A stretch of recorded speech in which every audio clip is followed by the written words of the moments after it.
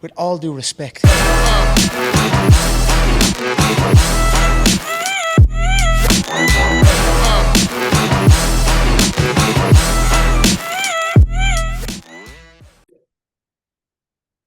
All right.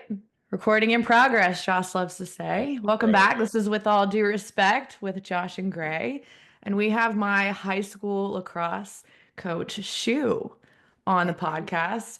And as I mentioned before we started recording, the reason I really wanted to bring Schu on was because she has a really unique experience within youth sports of not only being a coach for the last 20 years in lacrosse, but also as a physical education teacher. And so I think the tie between the two is really unique because you're not only teaching young girls how to play a sport, outside of a school environment, but you're also inside the actual school environment teaching kids how to be healthy and active. So if you would just tell us a little bit about yourself and how you got to where you are and what it's been like for the last 20 years. If you got any cool Gray stories, you can tell them. Oh my God, I'm sure. Like we can totally expose Gray if we need to. I'm sure. I think that's actually what made me excited when she's like, my lacrosse coach for 20 years ago has come on. I'm like, ooh. We got to take way back in the memory though. So. Yes. Oh my God. Yeah. So, hey, I'm Coach Schu. I've been in physical education for 28 years. I've been coaching lacrosse this is my 21st season, 19 here at Jailman, won 7 state championships here. I think Gray was on a couple of those. Yep. Got my rings. I can go get them if you want. Yeah. That's awesome. Yeah. Thank you for coming on. I guess one of my first questions I had is, can you describe your experiences as a girl when you got involved in sports, when you started playing? What inspired you to be like, I want to get into physical education and I want to coach lacrosse? What was it like for you growing up? Because me and you are about the same age, right? We won't expose that age. We'll just say we're of a similar age. Okay. I would say that years ago, that my experiences were probably different than your experiences in the culture of youth sports. Can you kind of explain your growing up and what kind of got you into this? What inspired you? Yeah, so I grew up in Western New York, and I was always an athletic kid. I was never not playing something. Youth, quote unquote, youth sport really wasn't a thing where I came from. It was all just within the high school. So I played four sports in high school. I rode horses all year long. That was a really big thing for me. So I was always outside doing something. Not being active really wasn't an option for me. I didn't start playing lacrosse until I went to college. So I went to college on a volleyball scholarship. Took a class with a lacrosse coach, and she said, "Hey, I need a backup goalie." And I was like, "Cool. Don't know anything about it." And I became a practice player for them. Loved it. Started officiating. Ended up getting a job down in South Carolina. Lacrosse wasn't a thing here. Announcement came over the loudspeaker that said, "We're looking for girls for the lacrosse team." And I was like, I could coach that. And here I am 20 years later. Yeah. So your goal was never play lacrosse, get into lacrosse, coach lacrosse? No, my mom was a PE teacher. So I was always like, it was either go to college to be a horse person or go to college to play volleyball and get a PE degree, because that was the option. And I was like, well, I could do that. I got my summers off. I could teach. It'll be fine. Where in Western New York, where did you grow up? Cattaraugus County, a little town called Little Valley, but I went to Cattaraugus High School. Okay. The baseball guy we had on is from Western New York.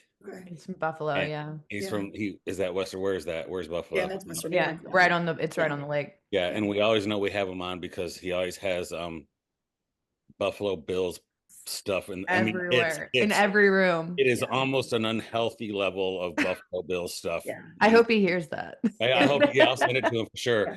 And I didn't know. My kid loves documentaries. I got an 8-year-old, and the Christian Leitner documentary was like his big thing and where he grew up. And I feel like it's awesome. It's like, man, we got all the Western. We're in South Carolina. We got all the Western New Yorkers coming on. Well, if you go up there for a winter, you'd understand why. Oh my God. I can only imagine, right? Yeah, I grew up in Michigan, and I hate the cold weather. And people are like, "Well, why do you like the hot weather?" Because I had enough of it growing up. Like, oh yeah, it's horrible. Like there's childhood trauma from 100%. and like when people are like, there's a push broom. I was like, you know what we use that push broom for? Pushing snow off cars is what we use the push broom for. Yep. Right. And that's why I never like complain about heat down here, because I know what real cold is like. Mm-hmm. Yeah.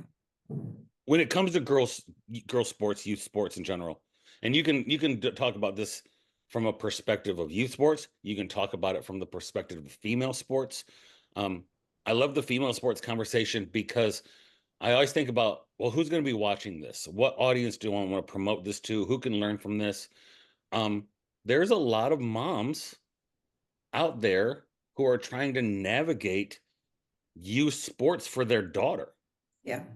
And they're trying to figure out what it is, what it looks like. Maybe they didn't have athletics. They didn't grow up with a mom who was a PE teacher. They're kind of just listening to their other friends or their daughter's friends. What have been some of the biggest changes on and off the field in the last 20? You can even talk about when you were a girl and you played sports. You can talk about the differences between year 1 and year 21 in coaching. Wherever you feel it goes, what have been the biggest changes in the culture of female sports since you've been involved? That's a tricky one because I'm not sure it has changed a whole lot. Okay.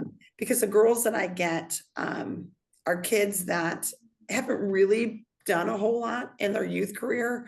And they've come to me in high school or in middle school, if we can get them in middle school, and they just kind of want to be part of a team. I think that girls for sure are just looking for somewhere to fit in. Their friends are doing it. It helps when you have a successful program to get kids to want to come to you because it's fun when you win. State championships will help that. Yeah, for sure. But like the kids that I get, they're either, siblings of kids on my team or kids that just like are friends of friends who want to play. I think that especially little girls don't really want to just go out and play. Like I do a green light lacrosse club. And so we have a youth program with that. And the kids that we get are just kids that their parents want them to do something. Like, okay, well, here's a program. We're going to go put her in that. Or, she just came from soccer and, that's over. So now we got to find her something to do. And so we get a lot of those kids that their parents are just like, well, they need something to do. Which is frustrating in the sense that I don't really get the quote unquote athlete out of the kid, but also they don't come to me with a whole bunch of athletic experience because they're just kids that want to be part of a group. Do you think that's because lacrosse isn't as big of a sport? Because that's how I came to you, is I was like, I'm so sick of soccer, I'm burnt out, I'm going to switch. So I did already have the athletic behind me, but do you think it's because there's not a lot of youth programs for lacrosse? I think so. But I also think that like of my team right now, probably 50% of them didn't play any youth sport at all. Maybe even more than that.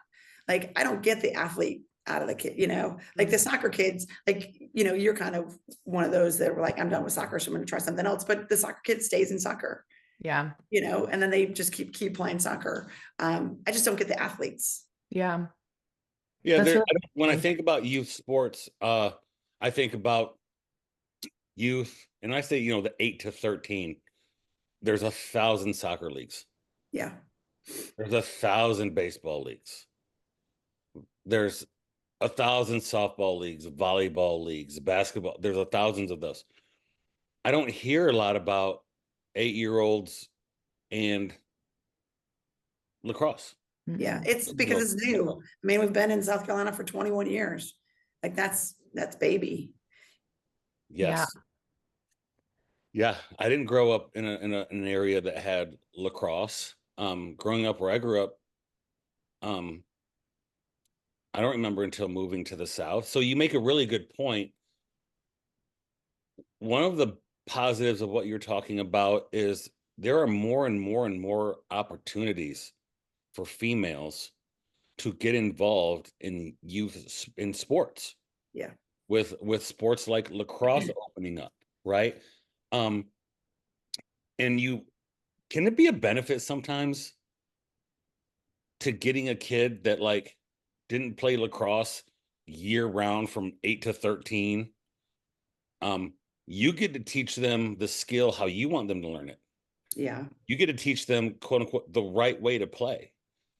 You probably don't combat, well, I can't be there for workouts in the off season or training or any kind of things because I got my travel lacrosse team is going here and there, right? You probably get a little bit less pushback from that culture. Yeah. I mean, I still have a good number of kids that are playing lacrosse year round. Okay. And I do really encourage my kids to be multi-sport athletes. I think that is really important, especially on the girls' side. I've got kids that play basketball and I let them play and they come back to me, 2 or 3 weeks in the season and they're probably some of my better players, but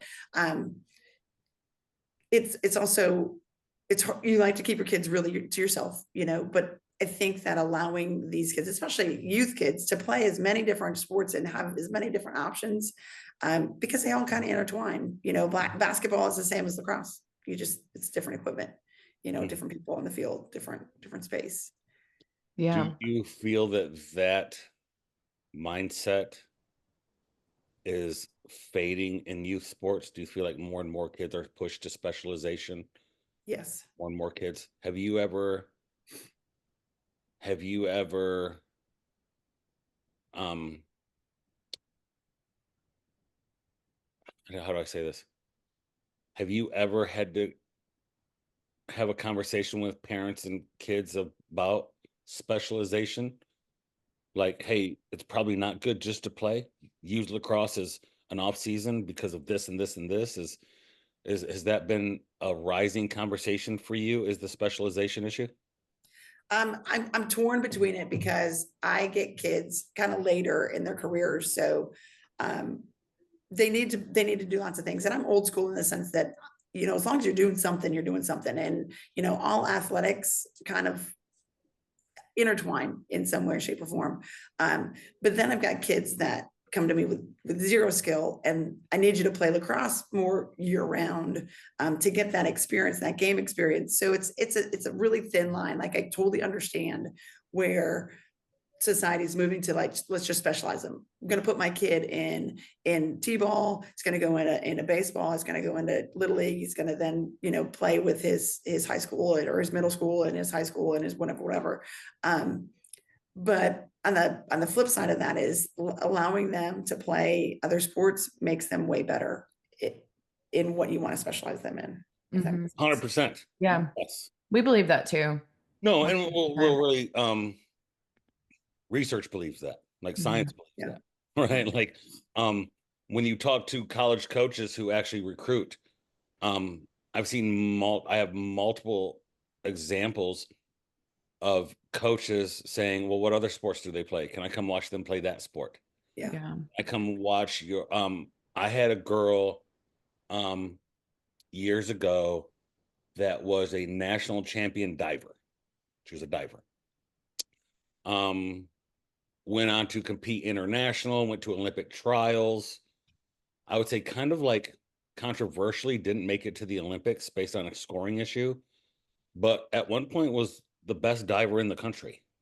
And her coach told me that he traveled to recruit her for diving and showed up at a soccer game. And he saw how dang competitive she was in soccer. Yeah. And was like, this girl's a competitor. I already know she can dive. Yeah. This girl is incredibly competitive. She's going to give it her all. And she hates to lose. Yeah. And they just seeing her in a different environment, he was very impressed with that. Right. Well, I have a D1 commit going to Clemson and she plays varsity basketball. Yeah. So, like, but I think my thought process when you were talking about that too is I feel like, and you can correct me if I'm wrong, you might think this way because you are involved in PE. And so you're watching kids play many different things and learn hand contact, learn foot contact, like just learn rotation. And so you can see that outside world too. Plus you were a multi-sport athlete. You can see how different sports might help you in the sport that you play the most, yeah, for sure. Yeah, let's not forget you're actually an educator. Okay. I am.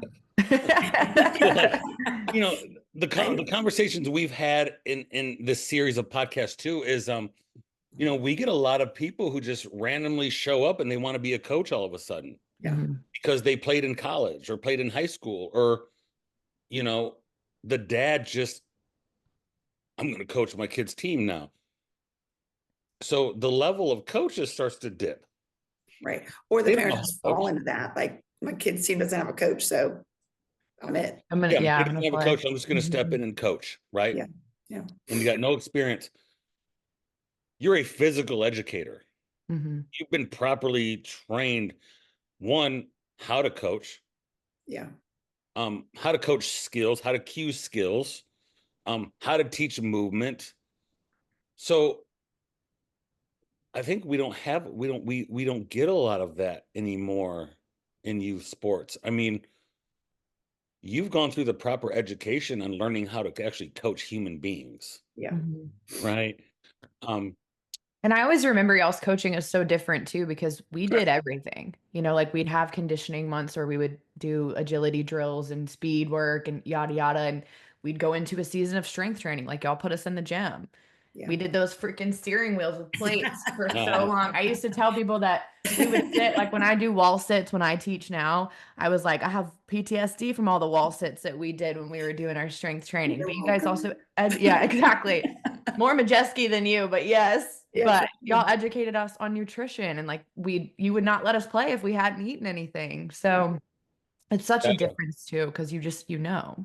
had a conversation with a lacrosse kid a couple years ago, trying to work on grip strength.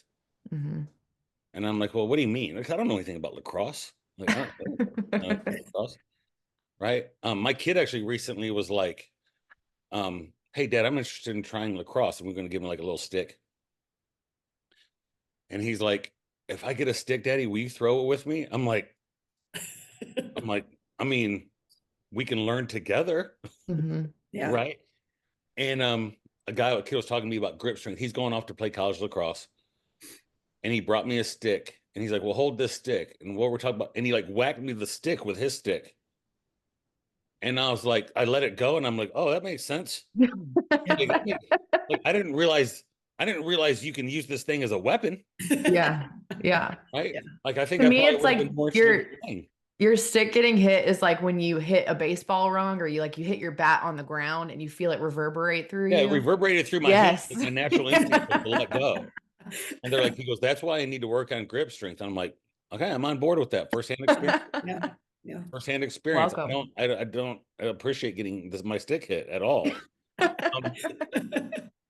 One of the conversations we've had too is parent roles in youth sports. And I'm sure over 21 years, you could write a book. Maybe. I know I can write a book. I can write a book. The negative, and this is a conversation where the negative always outshines the positive, right? Like, you know, it's you know, you get 100 parents in a room, 2 of them are upset, and they tend to be the loudest. So then a narrative gets pushed out that, oh man, we got a real problem with parents in youth sports. Well, I don't know. I just think the 2% become the loudest. Yeah. And we tend to psychologically think about the negative all the time. And we let the 2 parents ruin it for the other 98, right? Or we ruin it for the coach, right? Who's like, hey, you might have 2% of the parents are upset with what you're doing. And I always have a rule that, like, if every parent agrees with what you're doing, you're probably doing something wrong, right? Yeah. But you got 98 parents out there that think you're doing a great job, Yeah. right? How do you think parents' roles have changed in 21 years? And how do you manage the balance as a coach from parent involvement? And I like a great way this question was put: parent involvement to parent overstepping. Can you talk a little bit about if it's changed in the last 21 years and how you kind of manage those things, if they have changed? Yeah. So first of all, the key to managing your parents is communication. I'm a firm believer in, I'm going to tell you how it is. If you have any questions, ask your kid first, because they know what the answer is. And so if the communication isn't happening between the kid and the parent, that's on you. That's not on me. And so I'll communicate with your kid. I'll communicate with you too. But if there's a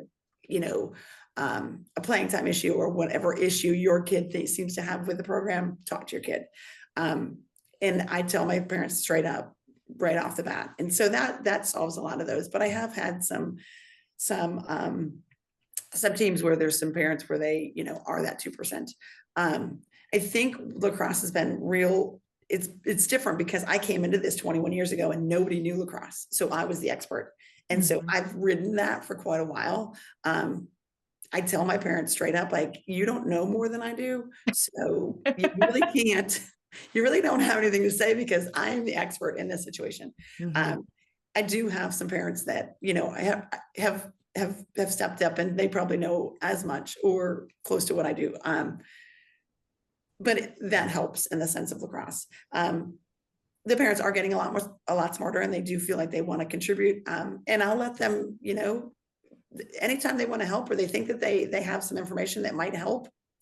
Like my D1 goalie, her dad knows lacrosse, loves lacrosse. And so he was like, you think she could play in the field? And I was like, well, maybe, because I've got, 2 goalies, same grade level. And so they're both pretty good. And we'll play some teams, that I don't need my D1 goalie in there. And so I was like, well, maybe. Ran it by the kid, and the kid's like, well, maybe. We get into the season, and the kid's like, nah, I don't want to do that. Yeah. No, I'm good. I'm just gonna stay in the goal, and we're absolutely good. But I take the information the parents give me. I process it like any other coach would, and then I do what's best for the team. I'm always, kids come to me, parents come to me. My first answer is I will always put the team first. This is a team sport. It's not about your kid, it's about the team as a whole. Yeah. That hasn't changed. I can tell you that. There you go. That's the same. Yeah. So you manage a lot of that up front, I'm sure, right? Yes. Do you get team meetings, parent meetings, preseason? We're like, hey, this is the communication pipeline, I guess, the communication hierarchy. Is having the kid come to me, managing that expectation up front. And I love how you said the key to that involvement is always communication, especially when you talk about playtime. I know coaches that don't talk to parents about playtime. They just, I won't have that conversation. The kids know, right?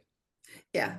Well, I mean, yeah, and not having the conversation with a parent is one thing, but I think you need to be able to have that conversation. If you've talked to the kid and the parents ask the kid, but they still don't know, there's still a disconnect. You've got to, as a coach, be open to tell the parent exactly what the kid knows, because the kids aren't going to tell the parents all the time.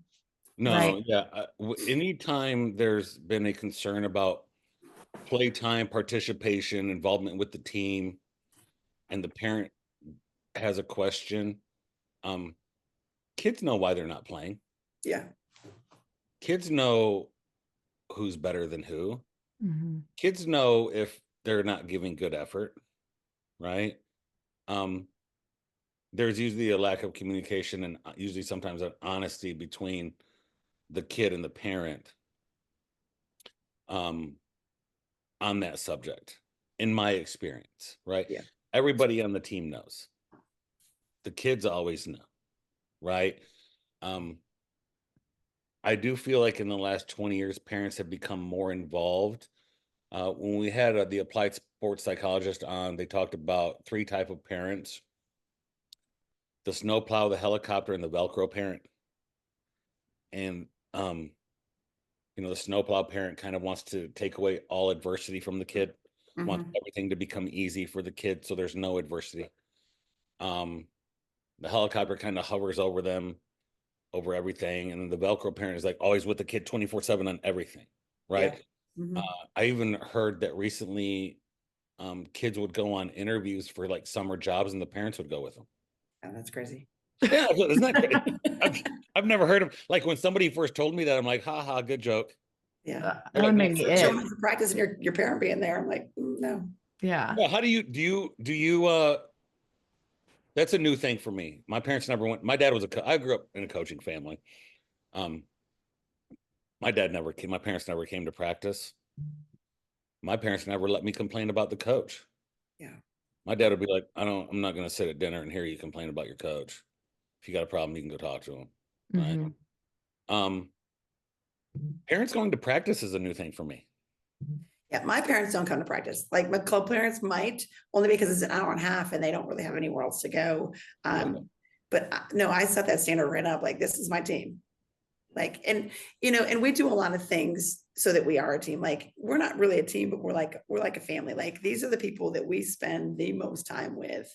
And so your parents aren't really in this circle. Yeah. This is just us. But yeah, you do set that precedent early on in the season, and you do make us one unit. Like, we work together as one unit. And if we fail together, we fail together. If we succeed, we seek to succeed together. So it's a really interesting point too of parent role. Do you think you said something earlier? I think that kind of fits in with what we're talking about right now. You get a lot of, because of culturally lacrosse is still new, you get a lot of girls that come to you because they just want to be a part of the team. Yeah. And they want to be around their friends, and their friends are doing it. I have found one of the differences between coaching females and coaching males in the sport environment that females tend to have a little bit better pulse on the culture of the team because they tend to be a little bit more relational than boys. And that gelling as a team seems to be a little bit more important to females. It's way more important than it is to males. Yeah. Can you talk a little bit about that in your experience? Because I've seen a group of boys who totally don't like each other, who don't get along at all. Yeah. Don't have the same social circle, be on a team, and it's completely fine. Yeah. You put a group of girls on a team that don't have good relationships, it's gonna grow the culture of that. Yeah. I started laughing because, and this is way back in the day, but I had a team and it was a state championship team. So we overcame the obstacle, but a girl on the team stole the other girl's boyfriend. And I didn't know about it until after, but I was like, okay, but they continued to play together and we stayed together as a unit. I do a lot with my kids mentally. We build our culture. This year I brought an expert in. We had some issues, in the past. And so that was something I felt like we were missing. We haven't won a state championship since 2018. So, I'm always trying to find what I'm missing year to year. So I brought in a mental health coach this year. And first day, she's like, well, what are their whys? Like, why do you do this? And so 90% of the kids, their why is to be part of a group, to have that friendship and be part of a group. And so we've built our entire season on that. And every day they come into practice and they tell each other their why. Maybe their whys have changed. Most of them haven't. They still just want to be part of a group. My why is I want to be successful and teach them lacrosse because I love it, but I also want them to be better people in life. And so that's why I do this. And of course, winning is always part of that. But at the end of the day, you have to remember, why your athletes are here, and coach them for that. So if 90% of them, their purpose was to be part of the team, when the team culture starts to erode, you can easily lose them. Yes. Right. Any other example? What has been the positive? What are other positives you've seen from being able to bring in kind of like a mental coach? How has that impacted? Is this new this year? Is this new then? Or is this something you've always done? Well, we've always kind of focused on the mental game. I brought her in way back in the day for a couple of times. I've always really tried to make our team culture the best it could be. We just got to the point where I'm so overwhelmed with the X's and O's and the strategy and all the other things that I need to do, that I needed somebody else to take over that role. And sometimes the kids just need to hear from someone else. Right. Like, she doesn't say anything different than what I need, but she says it in a different way. But she also, that's her job, and her job is mental coaching, and it's about positivity. And sometimes I forget that too. We talk about body language, we talk about changing the channel, we talk about, all of the things like being positive. And so I forget those things too, because I focus so much on, wanting to win and how are we going to get to win, because that's my job. Yeah. My job's not really to win, but like it is, because I'm that competitive person. But she brings in another aspect that the kids are like, okay. And so she's like a safer space for them. Like, she'll come to practice and we won't see her in like 2 weeks, and she'll show up and they're like, ah, Tammy, so it's just, somebody different, because we get stagnant, and I've had these kids, I have them in class. So we've been together since August. This team we've been going hard. We just finished the regular season. We're going into playoffs. And so they need a spark, a fire, something different every now and then. I mean, it's the same thing with my strength guy. Like, we still do strength conditioning, but I'm not comfortable doing it myself. Like, I can do it, but there are people better than me. And so I'm going to do everything I can to put my kids in the best shape. And if that means bringing somebody else in, then that's what I do. I think it's great that you're at a large part of winning goes beyond the coach and the team. You have to have a structure of parents and administrators around you that support what you're doing. Right? Yeah. It does not happen. You have to form a partnership and bring the team together where everybody forms a partnership with a common goal. A friend of mine calls it the promised land, right? And it's awesome that you have the ability and the support from parents and admin, not just to have that strength and conditioning person, but also have the trust and the freedom to bring in somebody like the mental health coach to talk to them, right? That means you built trust. Like, hey, this is kind of what I need within my program. And they say, go do it, right? You don't win 7 state championships on accident. You don't. And you can be a one and done, right? I'm sure there have been schools that have said, all right, our main goal is to beat y'all this year, and we're going to bring in a bunch of different girls, and we're going to load up this class, and we're going to be great. And they might beat you once, but that culture is going to win out over time. Yeah.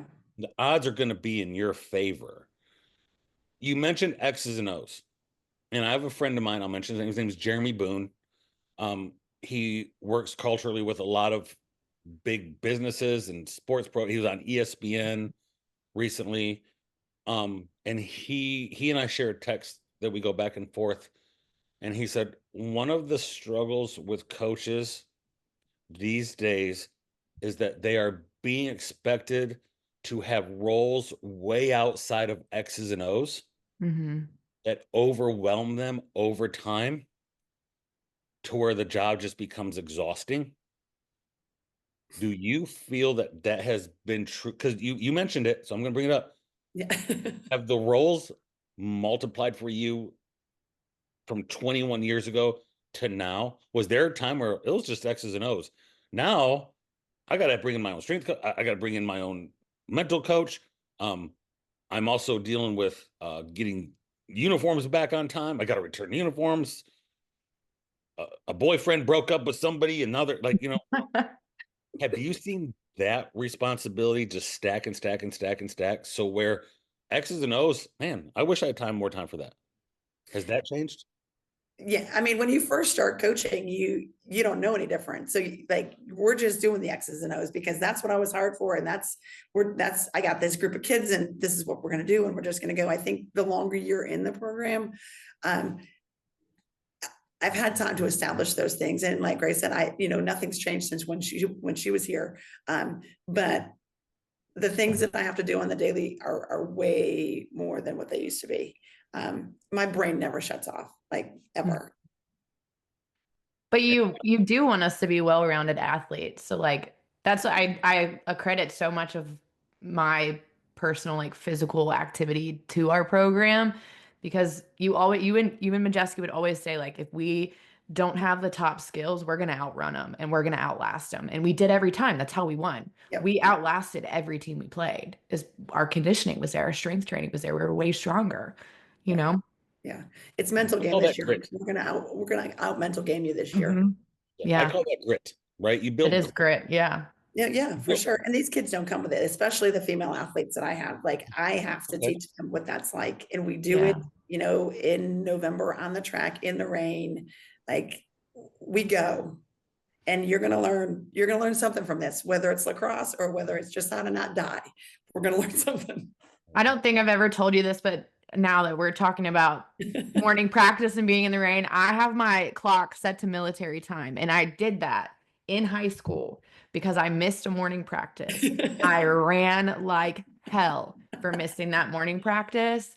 And ever since then, I have set my clock in military time so that I won't set my alarm wrong. You always know how it is. I love it. And I'll get to this credit. We've had many podcasts where Gray has said that the work ethic and the structure and the push and the grit that she has just in life in general has come from the push and the grit and the challenge she had in lacrosse as a kid. And I think that's, you might not say it. You're probably very humble and modest. There's probably a lot of those stories of kids who came through your program and said, the characteristics I took to be successful in life were the ones that had to be pruned out of me at 16 years old on the track in November. Yeah. Right. Yeah. I am very humble, but I hope that they all say that, because it's hard. It's hard being a female in this world, and nobody's going to give you anything. So you better go get it. Yeah. You better have, I would say you probably have more grit. But that's the thing, I don't think if you're a teenage girl, you don't need to be scared of working hard and like having that really hard effort, because it did teach me a lot. Having to go through morning practice. We practiced a lot. Like my mind was on lacrosse from the time we could start conditioning until the time we finished season. And then I'd have a few weeks off when I'd go play green light. We did not have a lot of break, but it was the constant push that you guys weren't torturing us. You weren't putting us through that so that we were punished. You're like, you're going to be the best player there is because you are going to outlast every team. You're going to outwork every team. You're going to out hustle every single team. And but I also believe that you can do that. Yes. That is something I carried with me still to this day. And I think I will forever, is that if I work for it, I'm not torturing myself. I'm not punishing myself. But if I work hard, I'm going to get there because I'm going to out hustle everybody. That's what I want. That's the ultimate coach, right? A lot of people like, well, your program is like, well, how many kids have you had go play college? Well, that's not how I necessarily measure success of a program. Well, how many championships have you won? Yeah, that's winning. That's great. I love hanging those banners. But when people can go around and say, hey, the life lessons I learned from a coach made me successful in any kind of industry. Yeah. And I think parents tend to lose sight of that. Right. I've never understood. Listen, there are some horrible sports cultures where I think parents have to remove their child from. I totally believe that. Like a large majority of the time, allowing your kid to quit is not the answer. Yeah. Whether it's hard or you're not getting the play time or you're not. When you allow your kid to quit something, there is scientific proof that rewires things in their brain that lets them know when they get older that when it gets hard or things aren't fair, right? That's a word I have a hard time with, fair. As a coach, I don't work fair very well. Fair doesn't work very well for me. That you can just quit. Man, and when you let your kid do that at 15, 16, 17, it just becomes easier to quit. Yeah. Everything. And like, there's not a lot of consequence to quitting a team at 17. Yeah. But there are a ton of consequences at 27 when life gets hard and you just quit. Yeah. Right? Yeah. Well, one of the things but they don't come with that. Like, they don't come to me with that want to work hard. Like, the clientele that I get are kind of kids that have been given things in life. Is that what that school is kind of like? Is that a suburbia kind of type? Yeah. Like, like parents have a good job, and maybe I'm going to do what my parents did, I'm going to go to a good school because my parents went there. And like, so maybe entitled is a word that I would like to use. And any of my kids watching this are going to be really mad at me, but that's the clientele. I mean, Gray was kind of like in that kind of entitled, I believe you too, but like they need to know that, you're not in this to just be given a silver platter. Like, you actually have to work for something. And these kids have gotten to a point and they haven't ever had to do that, and they come to me willingly. So I don't make you come play for me. You signed up for sports. Yeah. You're the one that put your name down on the spring sports sign up to play lacrosse. Yeah. You knew what you're getting into. So yes, let's go. But we were all even for sure. Like, and I think that as a female coach, and Josh, you can talk more about being a male coach too, like looking at us as all even players until we proved ourselves was a huge learning lesson, I think, for myself and for a lot of people. Is like, you're not going to be given anything. You're going to have to work hard. And if you're not proving that you're a team player and you don't want to work hard, okay, you're going to sit, like you're not going to play, or you're going to run during practice. But that's such a valuable lesson, I think, too, for a lot of people, is you're not given anything in this sport. Like, you're going to have to work for it. That's big. One of the things I've experienced when you start talking about male culture and female culture in sports, is an example I'll give. And it's I think we need to push past this culture in female sports. I will get a family that has a daughter and a family that has a son. And both play sports. The parents that I get with the son are way different than the parents I get with the daughter. When my goal is to be the exact same for both, from a work ethic, an accountability, a standard, right? You get a mom and a dad who have a son that plays football, and you would think I'm getting like something, and then I see how they treat the daughter with her sports. It blows my mind. I am completely in shock that they don't hold the same standard than they would for the daughter. And I'll give you examples. The boy, they addressed their vacation in the summer so he could be at all the workouts. Yeah. It was push, hard. He's bleeding a little bit. He's fine. Talk to him about his nutrition. The girl, we're going to have to miss workouts today because we got to go get a prom dress. Don't even talk to me about prom. I don't even. I think it's I see it and I go, haha, that's a funny joke. I must be an anomaly. I didn't get off easy. They're serious, right? They're serious. They are serious about, well, she got invited to the beach, so where she's going to have to miss practice Friday. But we'll be back there for the game on Monday. No, you won't. No, you'll be back. She's not going to be playing, so doesn't matter. You'll be back, right? They would never do that with the son. They would never say, hey, we're going to miss a walkthrough on Thursday because he's got to go get his tux for prom, but he'll be there to start at linebacker on Friday. Yeah. That blows my mind.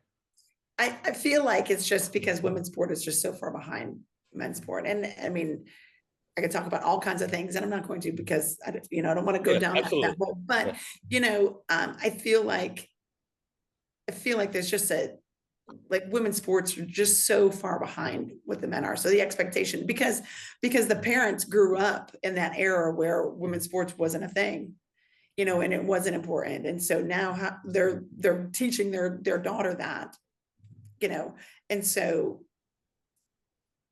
it'll change. We're getting there. We're getting there. But I think it's going to take the next generation of coaches to be like, no, we have a standard across the program. Right. That this is the expectation. You laid out the expectation, right? And I've even had parents say things like, and I'm going to use your spot. I'm not going to use it. I'm going to say, well, it's just girls lacrosse. Oh, excuse me. I'm sorry. We have girls that I've dedicated my life and time to this. Yeah. In the South, nobody would ever come say, well, it's just Friday night football. Very true. Well, I don't know. Our high school was not good at football. No, but that area. We got good though, Gray. We got good. Yeah, it is good now. Yeah, I know it's good now. That's funny. In that county, in Greenville, Spartanburg County, that little area of football central, if you were a parent to say something like, well, it's just Friday night football, they would bury you behind the stadium. Right? Yeah. I have a very good friend that coaches in that area. His wife would dig the hole. You know what I'm saying? So I think that is something that I have tried to strive to improve is the idea that girls sports aren't as important as boys sports. And it drives me crazy because they all need to learn the same lessons. Yeah. But I think it also comes from the fact that like I could go be a professional athlete if I play football or if I play basketball. You know, I can't go be a professional athlete if I play girls lacrosse. I mean, I can now, we just started, but you know, that I think drives the culture, especially for the older generation of parent. Like my hope and goal is that like Grayson's generation and like kids that played when she's her time, when they have kids, they're starting to change that. Yeah. Where they have girls and they're like, well, it's okay to get a little bloody. Like, it's okay to sacrifice. It's okay to, I'm sorry. We are going to organize some things in our family around the team because we signed up for the team. Yeah. Made the commitment to the team. The team is more important than me, right? Now, I mean, there's a line there, right? Obviously, an extreme line. But it was only in the last couple of years where I had because before I got in the high school environment, I was in a private training facility. When you own a private training facility, every kid that walks through that front door is highly, highly motivated. Your time is spent programming and kicking kids out of the gym. Honestly, like go home, dude. Like you don't need to train 5 days a week. Go home, right? When I got into a high school environment, that was the largest, the biggest challenge for me was 2 out of those 10 kids were going to be like the ones you had in a private facility. And then that translated to the parents too. The parents were high motivated parents in a private training facility. I never really understood I was really confused by we won't be at practice on Thursday because we got to get a prom dress. I'm glad I was confused by that.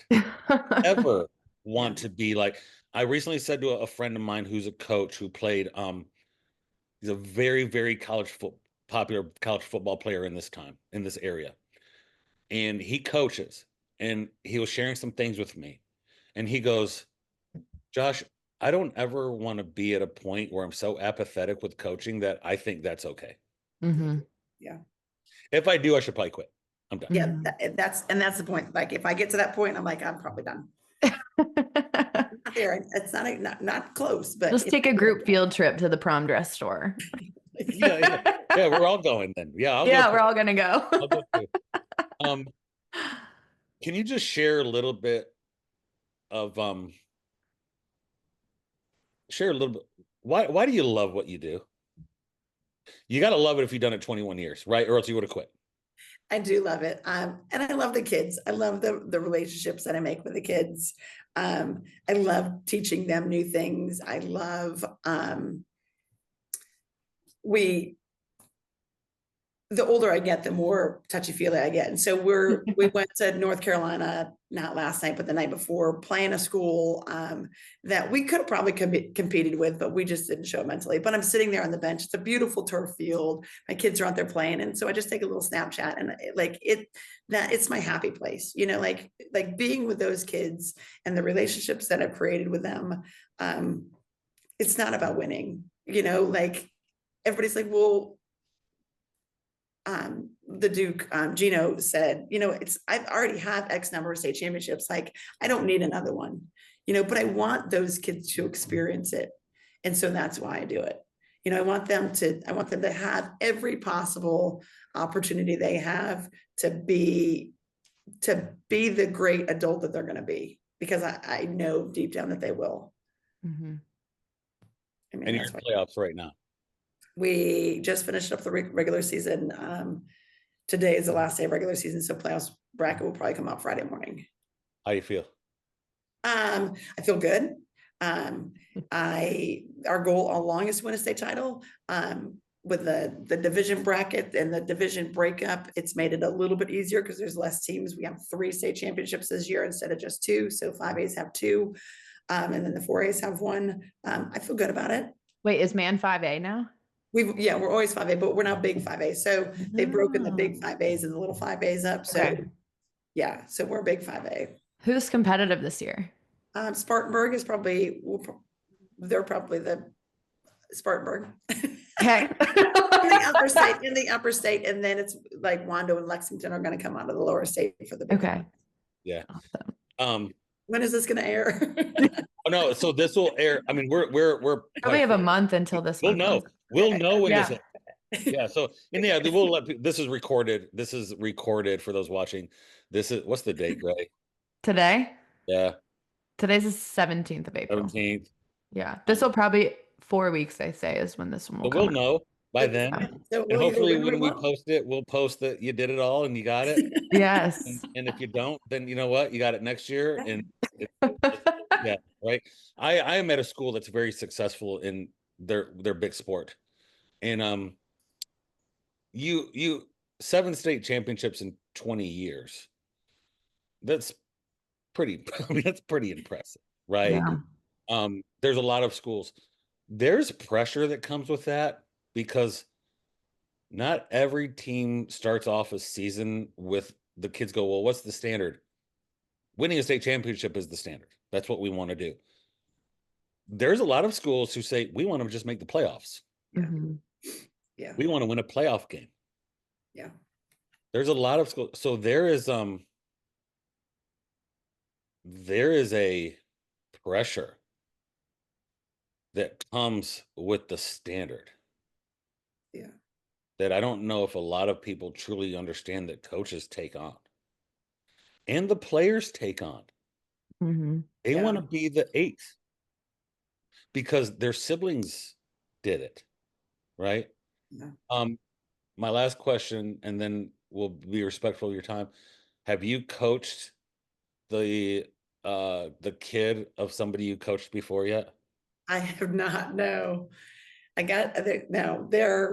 there's some potentials coming up, but no, okay. I'm not quite that old. That was the scariest thing for me. That happened for me for the first time this year. A kid I coached when I first moved here, I trained him. His 2 boys are at our school. And the first time that happened was like 2 years ago. I'm at a private school. They came and they applied. They said their last name. And I pulled up the dad's name and I went, oh, gotta be kidding me. You're old. But this is ridiculous, man. My plan when I should be retired in Hawaii. I thought it was gonna be right out. Mm-hmm. No, this didn't work out. Well, thank you for coming on. Was it nerve-wracking? No, it was great. It's awesome. Once you get a coach talking about their kids, you just let it go. Yeah. Mm-hmm. Yeah. Yeah. I absolutely love them. even the ones that I can't really stand, I absolutely love them. Yeah, I recently told a kid, I have a very joking relationship with a few of the kids, and managing the expectations of kids that are going to be who they are. You might see the talent of a kid, and sometimes you push that kid because you want it for them more than they want it. Yeah. And I recently told a kid, I said, you know what? It's kind of a backhanded compliment. I said, I've really enjoyed you a lot more as I've lowered my standard of what I think you're going to do. Mm-hmm. As I've lowered my expectation of you, I've really enjoyed being around you. Yeah. Like, part of it was my way of apologizing to him. Like, hey, man, I really rode you really hard first 2 years. Yeah. It wasn't what you wanted. I wanted it for you. But I've really enjoyed you ever since I've lowered my expectations of you. Mm-hmm. Right? Yeah. I might have to use that.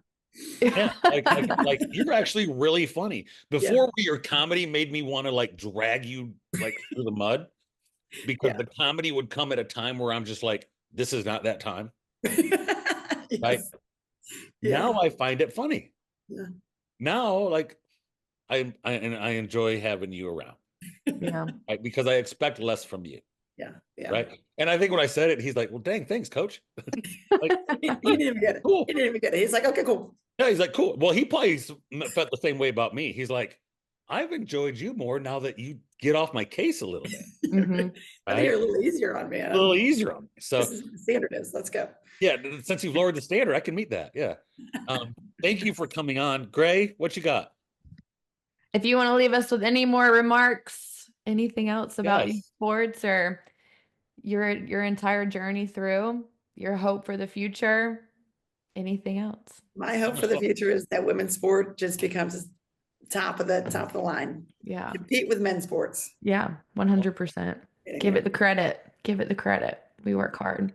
But yeah, that was awesome. Thank you so much for coming on. Thank you very much for coming on. Thanks. With all due respect.